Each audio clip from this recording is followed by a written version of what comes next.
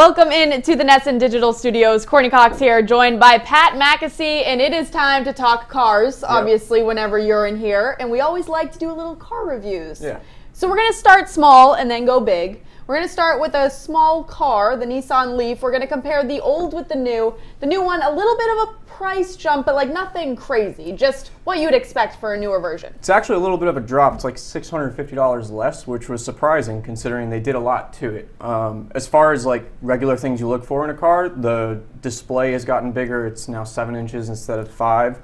The infotainment has Apple Carplay now and Android Auto, which is something that you get on a lot of other cars, so it's nice that they included that standard. But then it also took care of some of the issues that people have with electric cars that make them hesitant.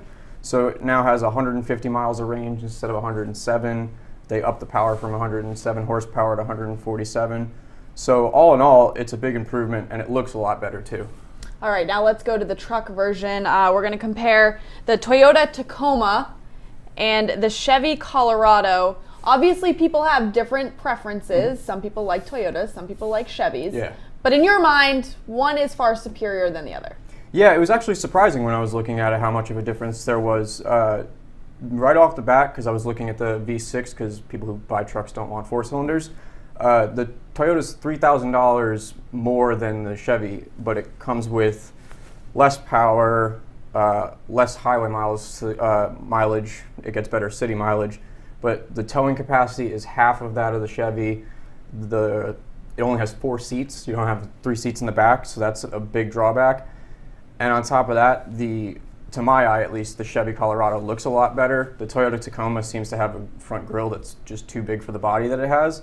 And interestingly, on Toyota's website, they do have a comparison tool where it gives you a comparably equipped price. And even on that, the Colorado was still $2,000 cheaper. So it was surprising that there weren't even really a close competition. And it's interesting, the 3 versus 2 seat back row. Obviously, I mean, that would be my big selling point. I need three seats in the back. I'm one person, I don't have a family, but still, you want to make sure to have that space, and I think that's crazy when there's only 2 seats in the back. Yeah, most people don't buy a compact pickup truck, I feel like, just for a work vehicle, unless it's through their company. If they get it for them, they're going to want to take the family out in it, so you can't really do that if you only have 2 seats in the back. Absolutely. Well, great stuff, as always, from Pat. You can follow him on Twitter at Pat McAsee or myself at Cox Courtney, but keep it locked in, NissanFuel.com. We've got everything you need to know about cars.